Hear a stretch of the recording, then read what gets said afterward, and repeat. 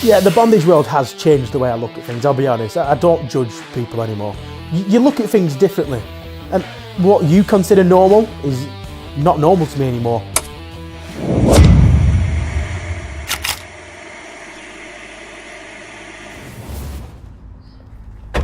Well, I originally set up Mullock Forge officially in 2012, around April time, but I've been forging since I was 16. I set off making bits of railings, doing artwork, doing sculptures, doing candle holders, and then I got challenged about making a spanking bench, and I wasn't shocked because I'm not the sort of person to get shocked, but it did take me a little bit by surprise.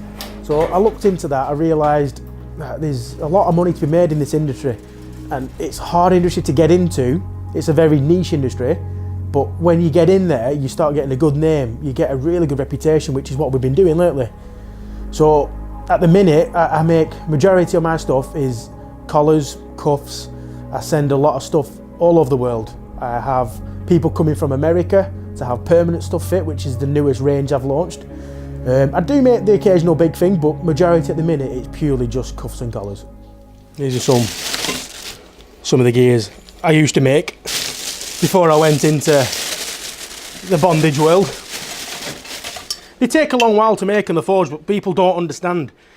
When I'm trying to sell them for like 17 quid for that, they look and think, well, why is that 17 quid where I can buy them from China so much cheaper? Well, it takes time. Now this here was a collar that I had fit to myself. This were a permanent collar originally. I fit it to myself, which was very hard work to do. And now I've cut it and I've got it ready. It's not finished. I'm going to rivet it shut, but then that'll be ready for a padlock on it. Or a bolt lock, depends on what I've decided to do. So I'm going to replicate one of these as a cuff today, a permanent one. Yeah, to start with, we were struggling to make ends meet. We found it very hard to set up, purely because we're a family. We've got 2 full-time jobs. I've got a full-time job, my wife's got a full-time job, we've got 2 kids, we're running our own household. So trying to find any time or any money to fund a company is almost impossible. When the company picks up more and I'm getting a steady stream of customers, I will hopefully go full-time, which will then bring out newer designs, newer ideas. All my little book of designs I've done, I can actually get through and start making them. I love what I do. I love making the products, I love designing them. There's nothing more satisfying than having something from my head be brought out to life to be fit to somebody permanently. As much as a lot of the creating and designing is down to Colin, I always look at things and give him ideas from a woman's perspective. We sort of like bounce off each other's ideas.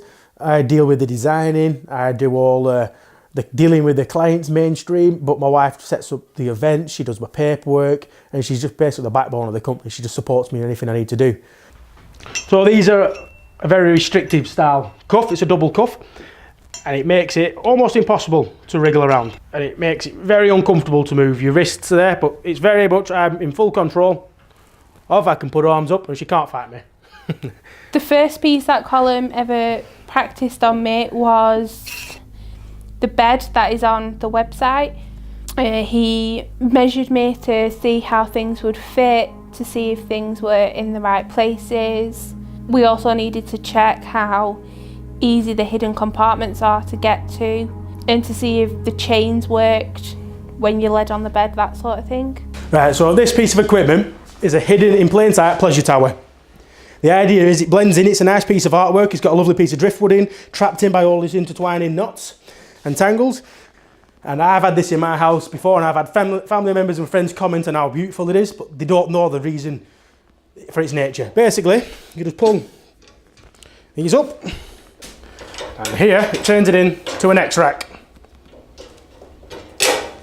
That's now an X-rack, and the idea is when everyone's gone, you can strap your missus up to it. So you can strap them to it like that. I tend to get to know somebody first as a friend before telling them what we do. Sometimes you find that people just judge you because of what you're doing as a business, and we've lost friendships because of that. It's easier to not tell somebody if you know they're not going to react well. My father-in-law is a bit taboo about the subject. If people ask what do I do, he's always a blacksmith. He never goes into depth what I do. where when someone asks me what do I do, the first thing I say is I'm a bondage blacksmith, just because I like to see people's faces and reactions when I shock them. I like the shock and awe tactic. One of the funniest stories, it's always stayed with me. I was going around to my mum's house and they've been away on holiday, and my auntie was staying over there with one of her friends, and it sounds very set up, but my auntie was a nun. I'll be honest, she was a nun. You can imagine the sort of friends she has, and one of her friends were a matron. She's lovely, I've known her for many years, but she's a matron, and she's very set in her way. Well, they asked me, I was going around to pick up some equipment for the forge, and they asked me what I was making. So I just said without thinking, oh, I've got some bondage cuffs to make. Oh, to her surprise, she looked gobsmacked. She was like, what?